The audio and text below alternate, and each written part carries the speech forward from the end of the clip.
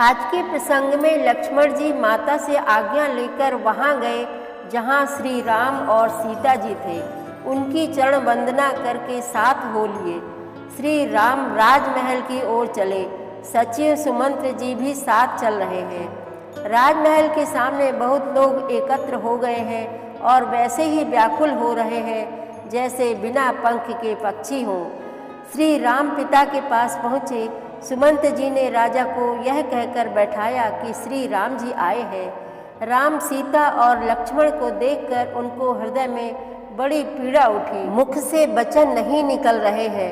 तब राजा ने राम की बाहें पकड़कर बैठा लिया और बहुत से उदाहरण देकर राम को वन जाने से रोकते हैं। तब श्री राम बोले, हर्ष के समय आप दुख कर रहे हैं। अपने वचन पर अडिग ना रहने पर सारी सुकीर्ति चली जाती है, ऐसा धर्म कहता है। सभी लोग सीता जी को भी वन जाने से मना कर रहे हैं। बड़े दुख का समय है, आप भी धैर्यपूर्वक सुने।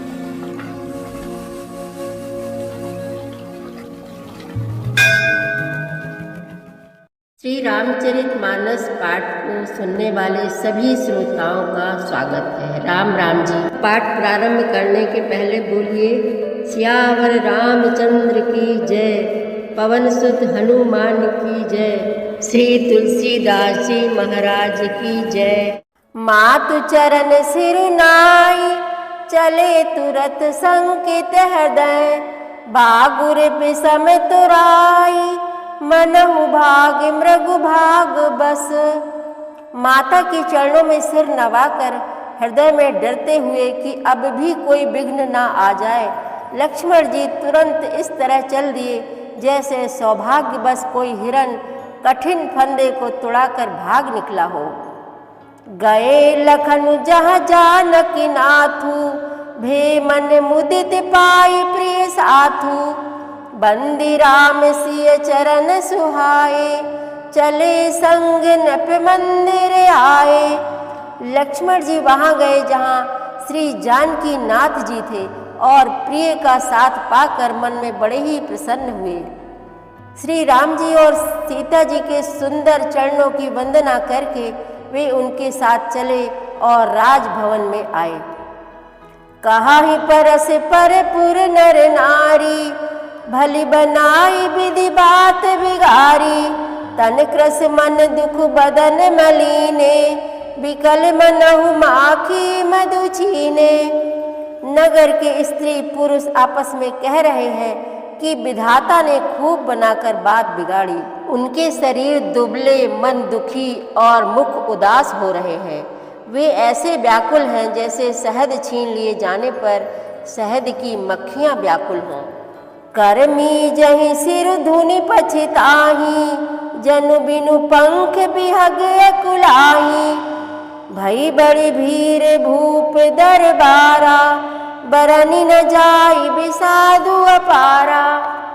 सब हाथ मल रहे हैं और सिर धुनकर पीट कर पछता रहे हैं, मानो बिना पंख के पक्षी व्याकुल हो रहे हैं। राजद्वार पर बड़ी भीड़ हो रही है, अपार विषाद का वर्णन नहीं किया जा सकता। सचिव उठाई राउ बैठारे, कही प्रिय बचन राम पगुधारे, सिय समेत दो तनय निहारी, व्याकुल भयउ भूमि पति भारी। श्री रामचंद्र जी पधारे हैं, ये प्रिय वचन कहकर मंत्री ने राजा को उठाकर बैठाया।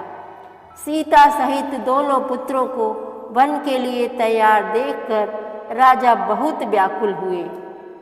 सीय सहित सुत सुभग दो, देख देख अकुलाई, बारही बार स्नेह बस, राउले उरलाई।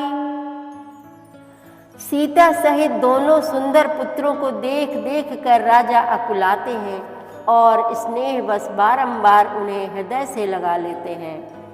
सकई न बोल बिकल नर नाहू, शोक जनित उर दारुण दाहू, नाई शीस पद अति अनुरागा, उठी रघुबीर विदा तब मागा।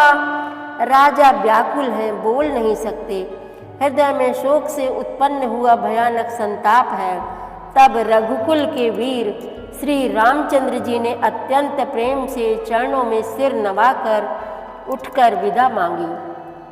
पितु आशीष आयस मोहि दीजे, हरस समय बिसमऊ मत कीजे।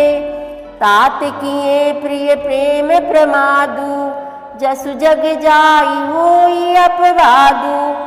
हे पिताजी, मुझे आशीर्वाद और आज्ञा दीजिए। हर्ष के समय आप शोक क्यों कर रहे हैं? हे तात, प्रिय के प्रेम बस प्रमाद कर्तव्य कर्म में त्रुटि करने से जगत में यश जाता रहेगा और निंदा होगी। सुनी सनेह बस उठी नर नाहा, बैठा रे रघुपति गई बाहा। सुनहु तात तुम कहूँ मुनि कहाही, राम चराचर नायक आही। यह सुनकर स्नेह बस राजा ने उठकर श्री रघुनाथ जी की बाहें पकड़कर उन्हें बैठा लिया और कहा, हे तात सुनो, तुम्हारे लिए मुनि लोग कहते हैं कि श्री राम चराचर के स्वामी है। शुभ अरु अशुभ करम अनुहारी, ईसु देई फल हृदय विचारी। करई जो कर्म पाव फल सोई, निगम नीति असि कह सब कोई। शुभ और अशुभ कर्मों के अनुसार ईश्वर हृदय में विचार कर फल देता है।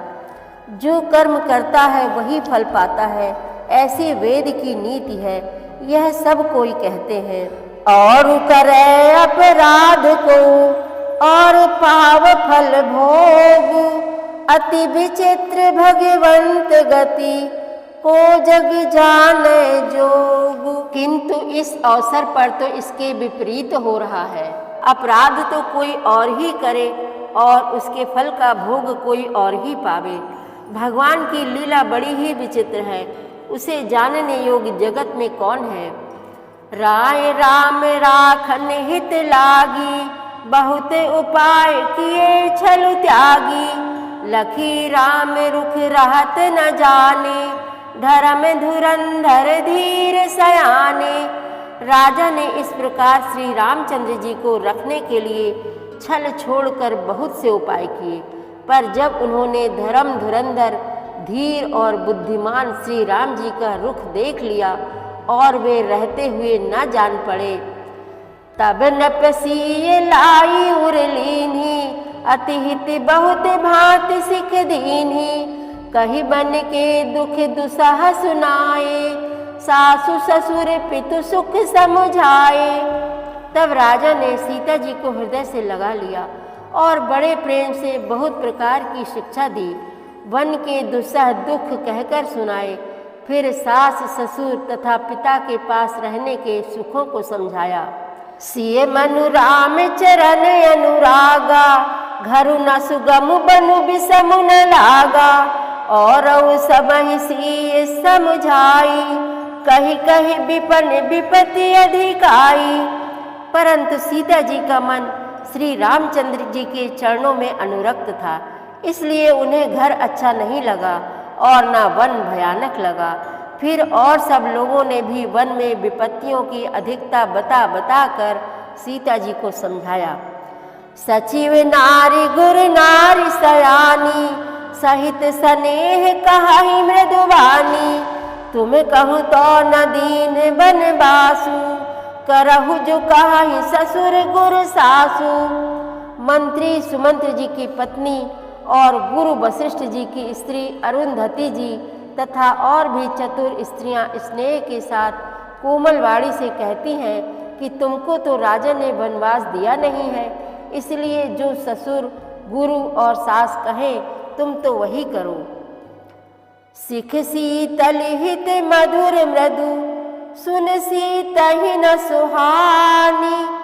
शरद चंद चंदनी लगत, जनु चकई अकुलानी। सियावर रामचंद्र की जय, पवन सुत हनुमान की जय। श्री तुलसीदास जी महाराज की जय। प्रतिदिन श्री रामचरितमानस पाठ में शामिल होने के लिए हमारे चैनल अपनी विरासत को सब्सक्राइब कर लीजिए और घंटी का बटन भी दबा दीजिए, जिससे रोज़ सुबह 7 बजे आपके मोबाइल में 3 दोहे रामायण पाठ के आ जाएंगे। वीडियो को ज़्यादा से ज़्यादा शेयर करके इस नए काम में भागीदार बनिए। धन्यवाद।